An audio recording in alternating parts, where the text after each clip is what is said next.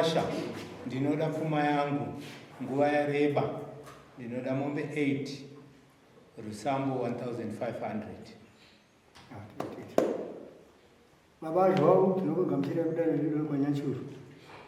Maona zvakakukodzerwa kuti muye kunaiwa tinotamba nyaya yenyu kana muchinge matitsanangurira mafambiro ayakaita nyaya yenyu nomukuwasha wenyu. Saka nguva ino tiri kuidzorera kwamuri kuti mutitsanangurire zvishuwo zvenyu. Tatienda pamutorera. Ndinoda kuudzana izvavo. Ndakandawo mangara mukwasha wangu aramangara kuti andipowo pfuma. Chichemo chete hakuna zvinhu.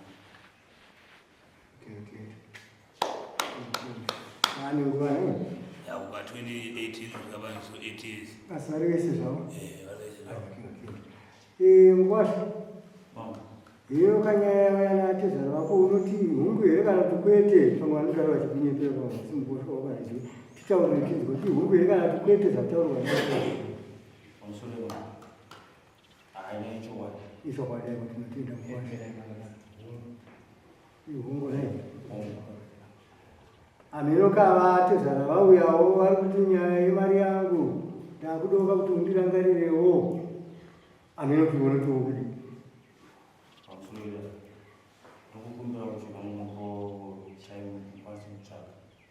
wane nguva yakadii unomuzina yako? Nemukadzi gurumire akapera 7 years. Saka wangoita vachiva kupe munhu kushanda kwacho 7 years inomuzina yachokwadi nekuti zvinhu zvacho ndakabisaurisa zvinovani ukabvisini pakasungira kabisa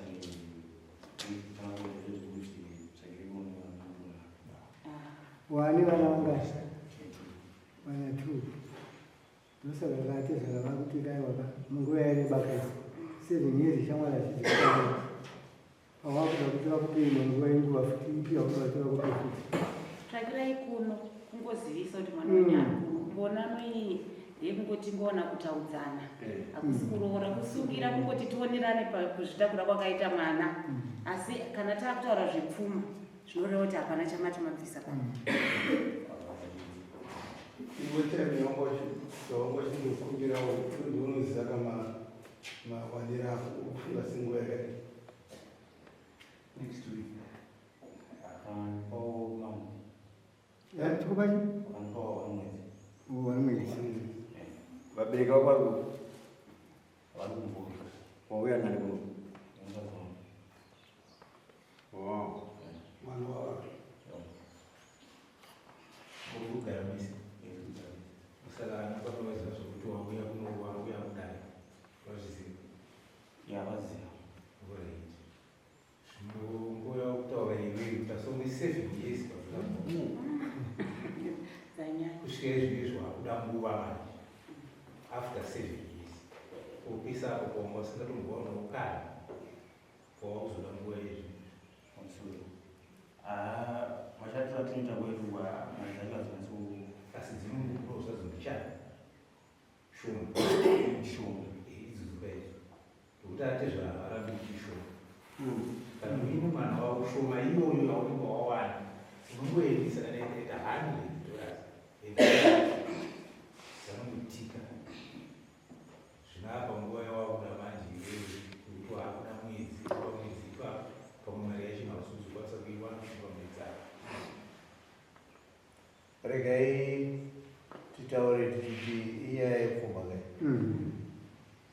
kai nyaya yepfuma isi tinenge tichiti kuroora hakudi peri asi wakaona tezvara akukuendesa kudaro kureva kuti hausi kutsukunyuka kunogonawo kwakambodi kune nhume dzinombouya nekuseri vanga vana atete kana akuti iwe imboendesa mari kai asi hausi kutsukunyuka ndo zvazokodzera kuti tezvara wauye kupi kudaro hatiti muri kuona iye zvinotanzwa kuti tezvara vanga vauya kuti atanguvadzora izvi takati manje baba nyaya yenyu ingatongwe musina mari uriwo plantif hazviiteki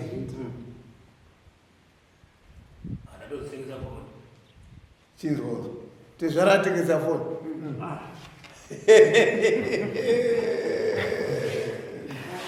akovani nokuti ukaona tezvara vakuya kudai pane zvimutu zviripo asi mwana wenyu agere mushi vagere zvavo zvakanaka inge vagere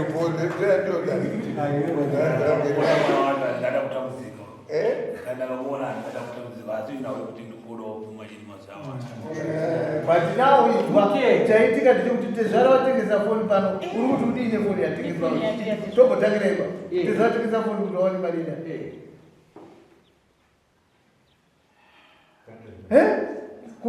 yokuti vataudza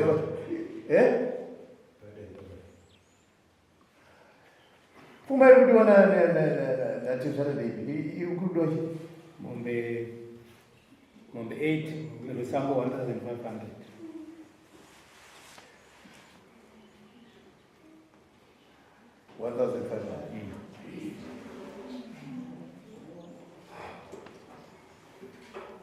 Right.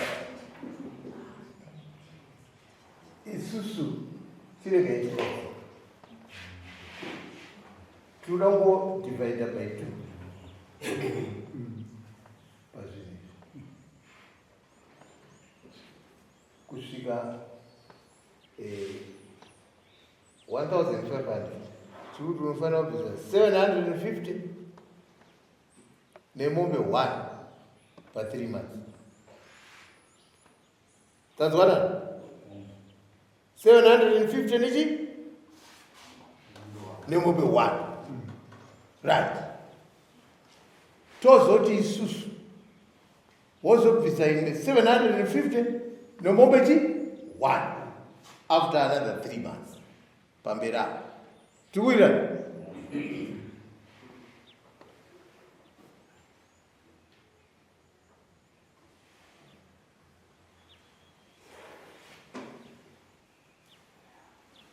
then ndopfuma yatiri kutarisa pari zvino kwegore rino kuti ibviswe manzwa tezva tiri kutarisira kuti gore rino after 3 months tozoya dzimwe 3 months anenge akupai mombe 2 ne1500 mapanzwa saka isi tiri kuti pa 3 months idzodzi hatitatata kubvisa 1 month ngaaudze kana pa 1 month ari kuudza 500 zvireti then tiri kumupa gepe yekuti pa 3 months anenge apedza chikamu chokutanga mombe ne750 then another 3 months mombe ne750 ndozvegore rino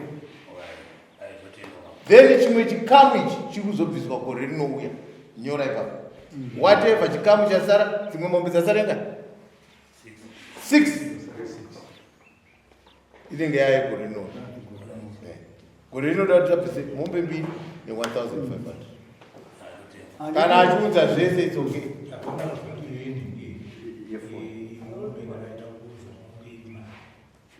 kana iri vhani yemombe i350 pamombe ndo 10 redari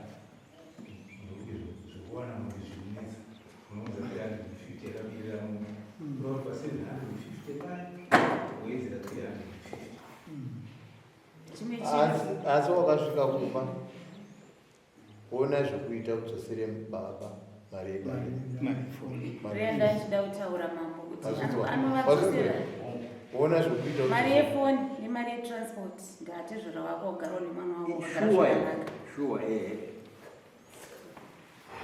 unoona ngauzwa vatatezvara vako vane vakuvimbidza kugara nemwana wako zvakanaka vakatitarisira mwana wangu anditi dzimweni dzenguva pomwe wakatombobvisa bvisa zvikamu izvozvo vanombofavawo vanoziva kuti aiwa vana vavo vakupukutika kukungwadza kuti ungondifungowo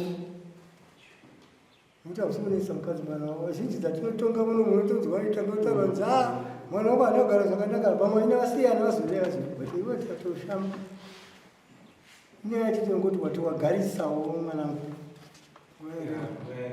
vanokubatsira kwavabereka kuroora vapenyu vabereka vanokubatsira kuroora mukana mberi wangu wana vachaya wangu akasara ndiani ndibaba amai ndo akasara apa ugere kuti kumusha pedza ukasenza mazozulawa wamushanda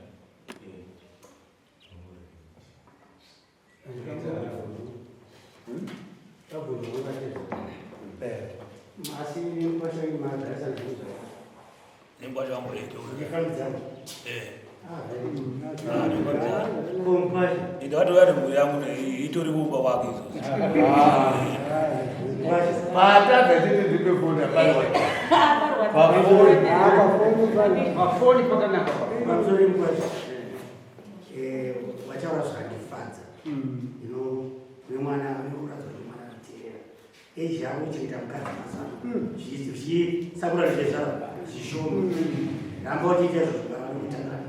Iri ya imari yangu. Isu simageza takapura isu. Pabule zuma boxi zetu simasenda. Kaisa kipei. Waje bara mungeko za. Bas mara ya ngani sasa. Saya yo pesa ni. Uno mara wana toba fans. Ya fara sile zimai na acha sarake. Ese mwenye wana kata sile. Askari. Uko na jibu. Aliona. Thank you very much. Usagana kuye mukisa